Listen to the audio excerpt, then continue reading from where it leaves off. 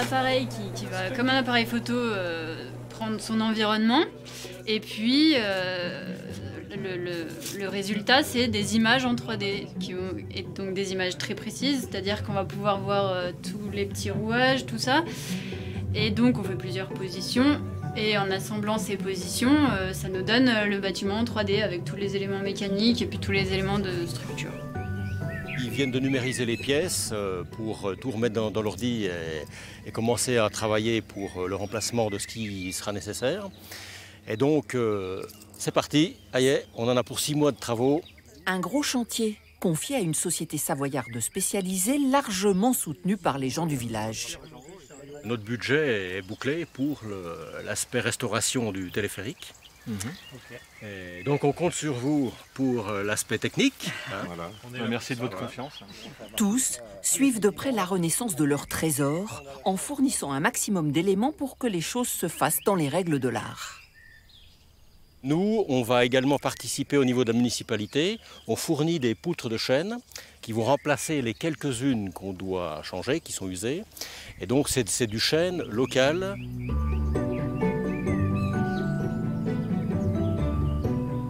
Tous ceux qui, depuis des années, avaient œuvré pour éviter le pire, en restaurant par exemple les 2 stations de départ et d'arrivée du téléphérique, n'en reviennent pas de voir enfin leur projet se concrétiser.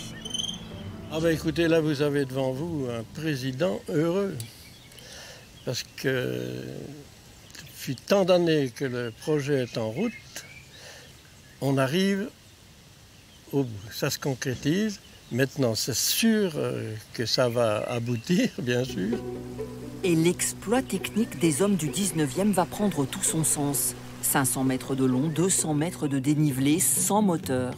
Une savante construction de poulies en bois et en fonte, restée quasiment intacte, le tout inspecté près de 130 ans plus tard, grâce aux technologies les plus pointues. C'est un contrôle par ultrasons. C'est le principe d'une échographie sur une femme enceinte. Hein. On envoie une onde dans la ferraille qui réfléchit par un potentiel défaut. Et bien là, sur les 2 dernières semaines, justement, on a tout démonté le système de machinerie, les rouages, les axes, les points de fixation des câbles et tout ça. Et nous avons même remplacé les anciens câbles porteurs.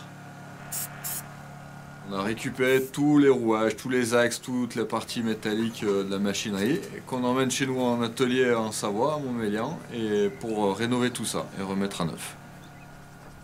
Et c'est peu dire que l'attente est forte. Le dernier paysan du hameau à avoir utilisé le portelet n'a pas manqué une miette du démontage. On a mis un treuil en place et on a accroché le vieux câble dans le treuil. Et on a tiré les nouveaux câbles au bout des vieux câbles. Nous, on a fait comme ça parce qu'il y a resté un. Oui. Avoir les personnes qui l'ont fait fonctionner à l'époque, ça sera beau aussi au moment où on pourra le faire vraiment tourner.